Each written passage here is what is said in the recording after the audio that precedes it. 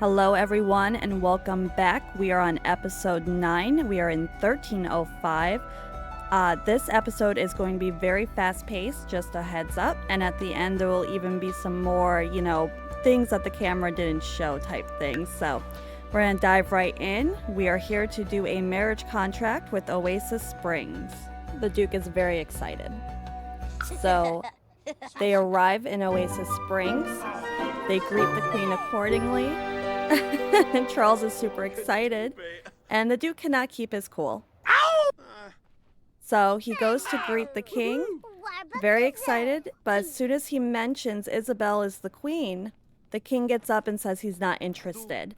So the Duke follows him out and begs him, please, just give me a moment of your time. Please hear me out. He tells the king, Your Majesty, anything that happened, all the bad blood between Isabel's family and yours, with this whole kingdom, has nothing to do with Windenburg. My brother has 2 girls, and, aligning with us would be very beneficial for you. We are leading in trade. We have the water outlet. We are very prosperous, and for any future threats, I think uniting would be best for both of us. It would be a win-win. So the king tells him, you're making a lot of sense. I just hate Isabel, the entire family. They're all illegitimate. And the Duke is like, yeah, I don't even like her. So the king's like, well, I need to think about this. I really don't want her family having anything to do with mine. But maybe we can come to some type of an agreement. Stop flirting with the Majesty. So the king tells him, okay, I hear you. And the fact that there's 2 and they're twins, I mean, there's a spare. So do you have any portraits of them? The Duke shows them. He's like, oh my gosh, they are beautiful. No one ever said Isabel, wasn't beautiful. And Duke's like, yeah, just not tolerable. So they laugh, and the king says he's going to write up his conditions, and he will send them to the king to give him before he leaves. The Duke says thank you, and he sets off to head home. But the king has some things up his sleeve. So on his way out, the Duke runs into the queen, and she is just absolutely stunning. He's blown away. Mr. Who has the perfect CC for the wife. So he begins to talk right before he says his goodbyes. The queen and her son, the prince, are discussing that there's a marriage contract in the works, and the queen is telling her son, I don't know why your father is even considering this. The bloodline is just so beneath us, and it's disgusting, and honestly, it's a dishonor. And the Duke's like, oh, I think the king says he's ready with his documents for me to take. Gotta go. Bye. So he runs off to go get Scorpia, because this is awkward. So after a long journey, the Duke and his son Charles, they come to Forgotten Hollow to pick up Scorpia. So they arrive. They're pretty exhausted. They've had a long journey so far, a lot of things going on. So they're just taking a minute. Scorpia's saying her goodbyes. Her big brother's like, I guess I'll miss you. And Freya's like, I'm going to come visit you all the time. Nothing's going to change. And Scorpia's like, I'm going to tell you, I'm going to write you everything. And I'll fill you in on my dad's journals. Because she does tell Freya. Because, again, they're best friends, BFFs. They are partners in crime.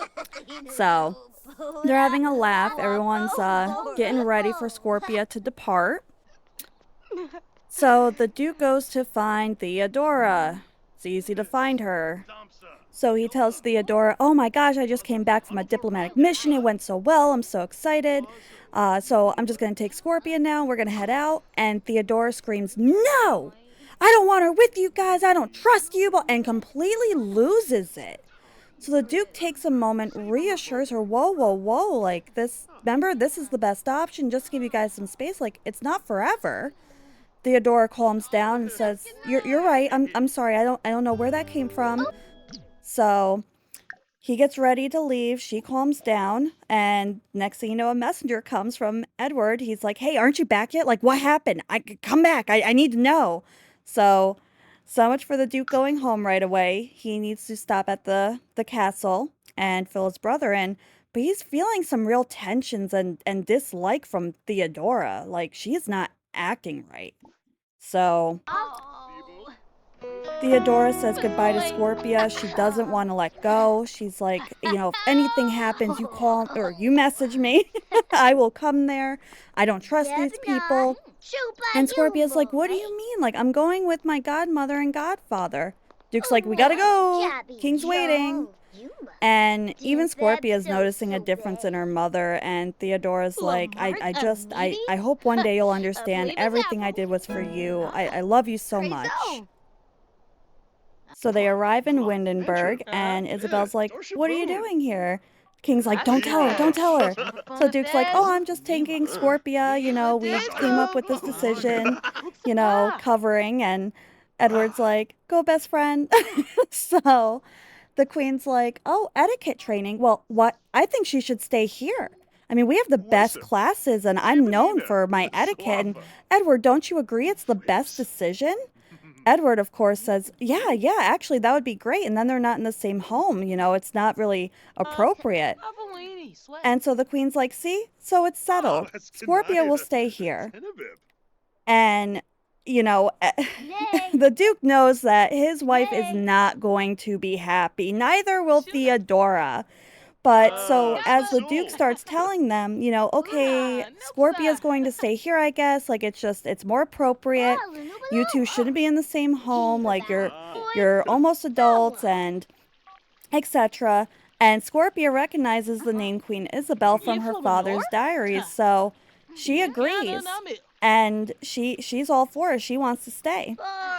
And Charles is like, yeah, but, what's Mom going to say? And the Duke is like, look, I'll worry about your mom. Don't say anything. We can't upset her right now. She's pregnant. Isabel rolls her eyes. She's crazy. Like, she's going to hate this. She doesn't like Isabel. He turns to her and says, no offense. It's just how you women are. Ha ha ha. Isabel's like, I'm going to go and get Scorpia's room ready. So Isabel goes to prepare and they head home, and it's a good reunion. Charles is like, Mom, like, your home country is so cool. Like, it's so pretty, and there's so much sand. I brought you home some sand because I thought maybe you missed it. Like, I don't know why you ever left. It's just so cool. And so they're just, greeting everyone. They've been gone, and it's been a little lonely, and they all miss each other. So that's what's happening there. Let's just take a moment to appreciate the preciousness that is our little Thomas. Look at him. He's precious. And he's who we have left. Oh my god, little Charles, look at him. Oh my gosh. Oh, I'm so sorry. Oh, I can't. I don't want to hurt him. I don't want to take... Oh my god, I can't. I gotta look away. Oh my gosh, Cece's in labor. Everyone panic! I mean, no one panic. I mean, panic if you want to. You can dance if you want to. So, let's hope for a girl, because I actually want a girl this time. We will name her... It's like they only have boys and the other side only has girls. You know what? Let's name him after the king. Let's do another Edward. Let's do that. I like that. I feel like... Don't know what, Nubu. Oh my gosh. Nubu. I guess we got one to replace Charles. No one can replace Charles. Damn it. Charles is like, another brother? Ugh. And then Thomas is like, I'm a big brother now. Ooh, he's like, babe, you did so good. Beatrice is alone with the baby. Oh! So they run back in because Beatrice is very unstable. You know what? We're just going to rip this Band-Aid off. We're going to go ahead and age him up, and we'll just do the rolls because I'm still traumatized. Every time I think we're having good luck, we don't.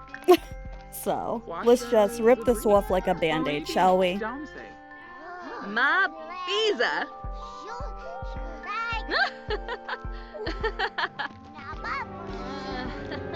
Witoonie. And we're just gonna do random because, again, at this point, like, we never know how long they're going to be with us. I'm in a very negative mood with this, if you can't tell. It's fine. Oh, yay, calm. Hina. All right. Let's see.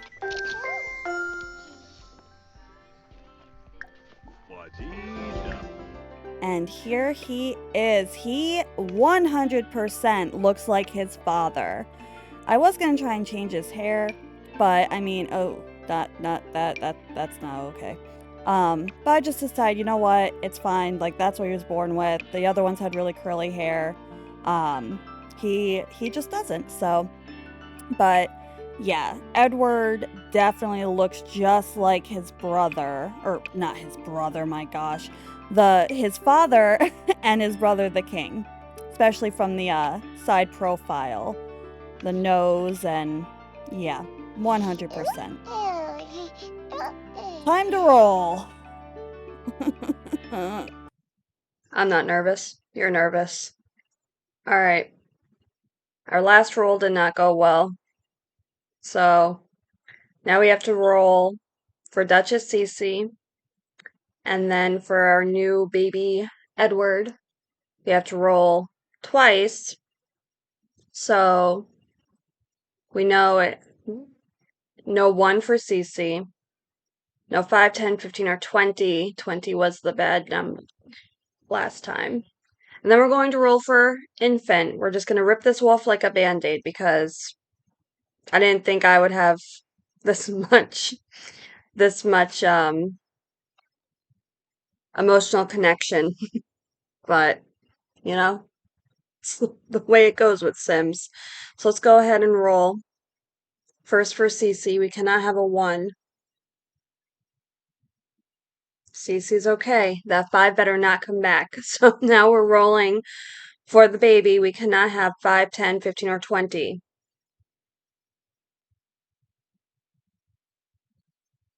Okay, I think that's bad for the next one, actually. So we made through. Cece's okay. Baby Edward's fun. Now we have infant. No 12, 16, or 18. Okay. I'm gonna rub my Pokeball for good luck. Oh my god, are we okay? 12, 16, 18. Okay. I mean, that doesn't mean it can't happen, but for right now, we're okay. So, baby Edward. Baby Edward. Whew. Okay. We're good. Good. I told you not to panic. So now that we know we're in the clear, Charles walks over. He's like, you know, I guess, like, it's okay to have another little brother. Like, I'm used to it. Like, it's fine. And little Thomas is like, I get to tell him that I'm in charge now. I get to be in charge. Just like Charles said to him when he was born. I'm not crying. Beatrice is like, come on, guys, let's do a healthy life for the baby dance. Like, it's an ancient dance. And she's like, come on, Cece. Cece's like, okay, I guess, like, why not? So she just popped out a baby, but she's gonna join in with the ceremonial dance-off here. And little Thomas is like, I want to join. I want to do it. The Duke and Charles are in the background like, this is our life. But of course, Beatrice has to take it to the next level, and the Duke's like, come on, son, you don't need to see this. So, Cece thanks Beatrice for always being there for her, and Beatrice kind of drops a bomb and says, look, I have to go and go to my family's house. And Cece's like, what do you mean you're leaving? Like, I just had a baby and Scorpia's gonna be here. I can't do this on my own. I need help. And Beatrice is like, look, like, I'm sorry, like, I haven't heard from them. I'm getting nervous. I really need to go check on them. And Cece's like, you're right. Like, I'm sorry. You're absolutely right. I would do the same thing. And then Cece's like, where's Scorpia? So the Duke comes and gives her jewelry and tells her what happened. And Cece's like, you're kidding, right?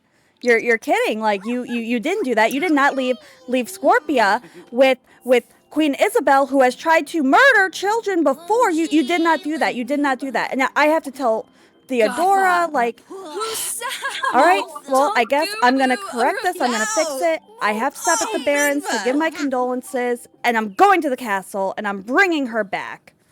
So Cece goes to the Barrens because she has not given her condolences. So she is going to pop in.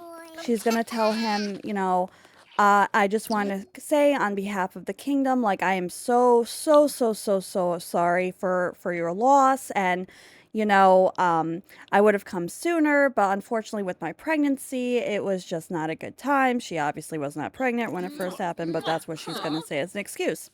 So they sit down and she's like, what a horrible thing. And he goes, it happens, like, it's what are you going to do? It's the times. And Cece's like, well, you haven't even buried her. Like, her urn's right there. Like, what are you doing? And the Baron's like, just been, busy. And, I've got more responsibilities now. And, but thanks for coming by. And Cece's like, well, here's a gift of our, condolences. Like, we're so sorry, our deepest sympathies. And the Baron's just acting real nonchalant, like, it's kind of off-putting. Cece's like, does he not even care? Like, what is wrong with him? Like, his wife just died.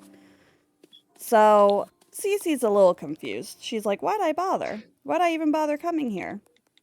So the gift that Cece gave him, because she did not have time to stop, was the bouquet of flowers that the queen gave her. Alright, I just realized that the sun aged up. Let's take this to this!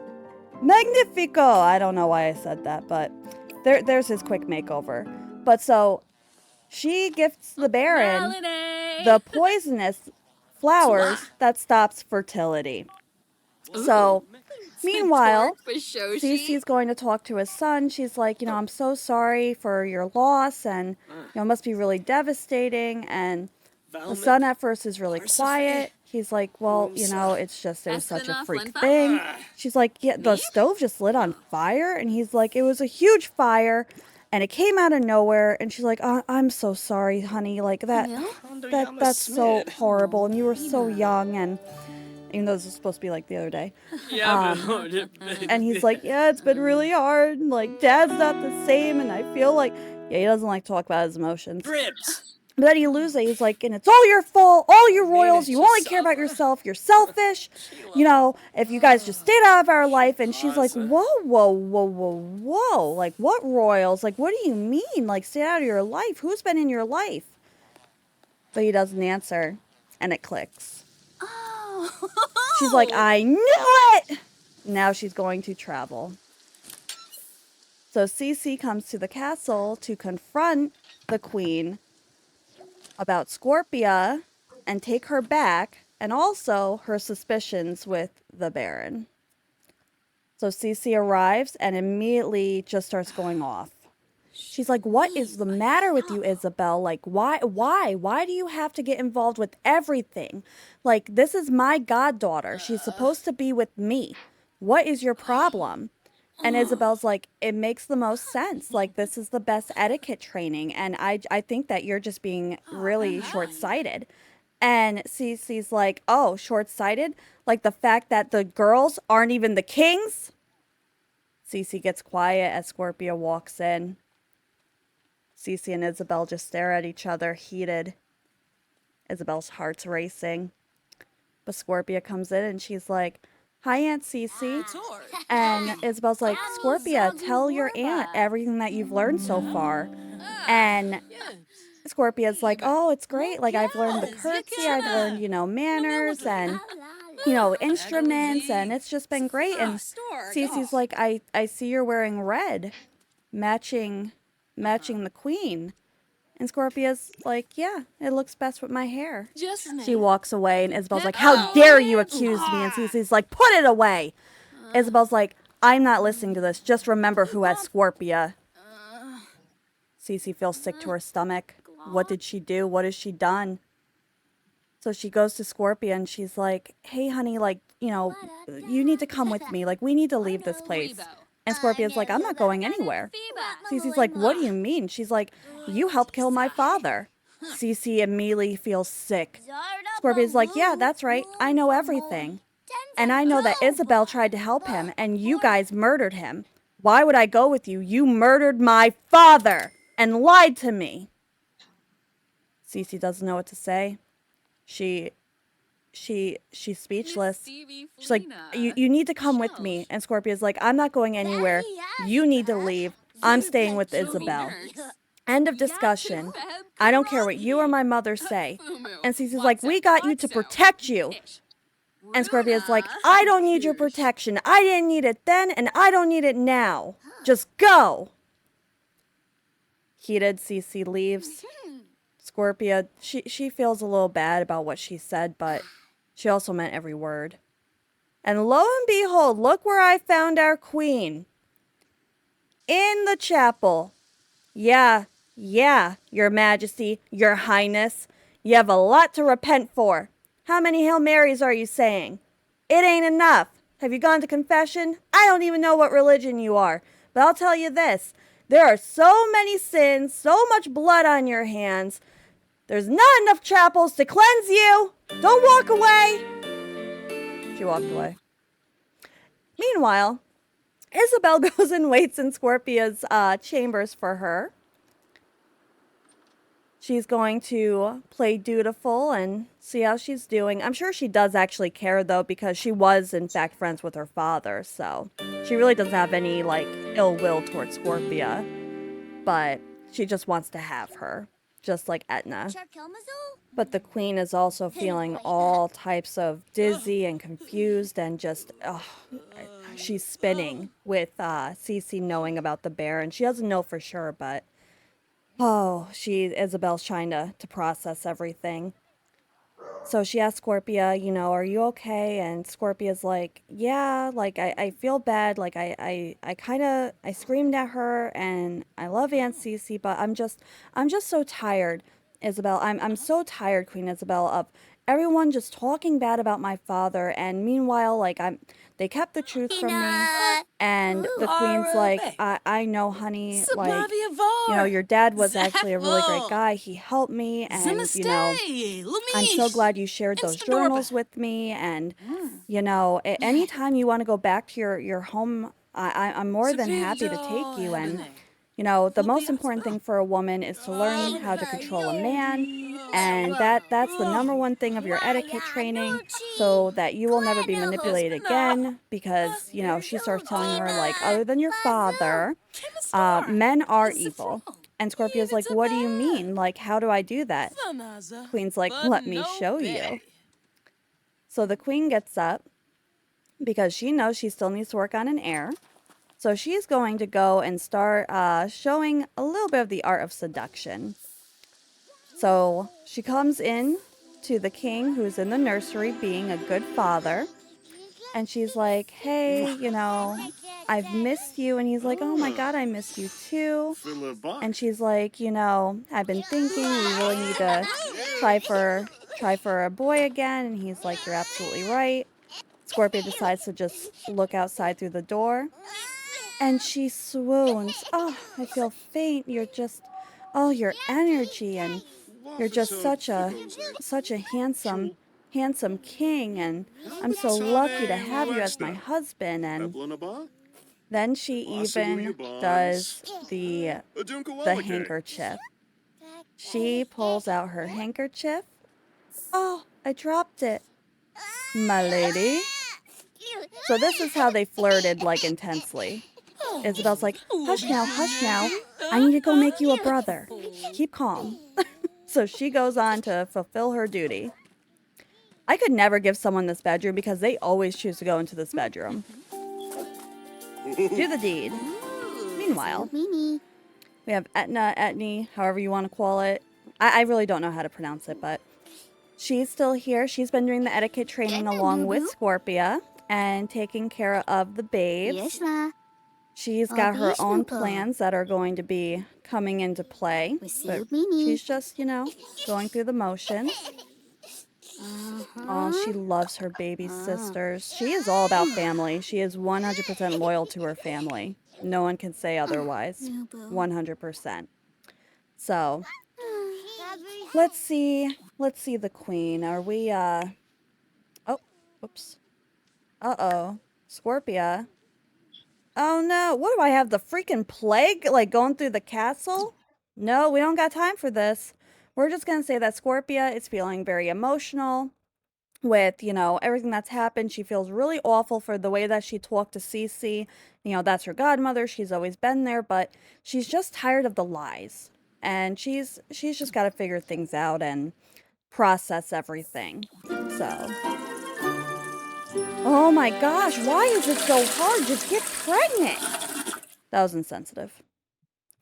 So I'm going to stop the recording part of it now, and we're actually going to do a little bit of a behind the scenes, what's happening leading up to the next episode, okay? Because there's so many things I wanted to like plan out and lay out in front of you before we get to the next episode, which is going to kind of feel like a season finale type thing, okay? So here's just some clips of things and events that are happening to lead up to episode 10, where there will be a lot of death.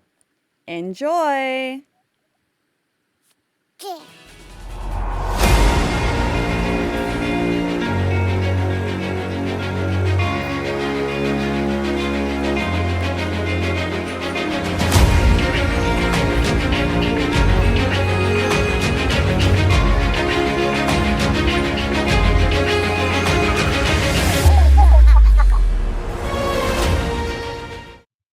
I really have to get better at keeping track of the age ups.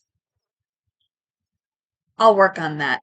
So we need to do the roles for Colette and Marguerite when we're feeling fancy.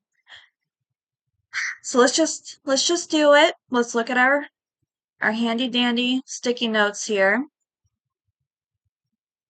So they are now infant toddlers. So we do not want a 4 or an 8. No 4 or 8. Why do I get an accent? I don't know. It's not even my accent. Borrowed it from someone. All right, so let's just do Colette first, even though I have a feeling she's my favorite, but yeah, I don't know well enough yet. Anyway, Colette. No 4 or 8. Okay, Colette is okay.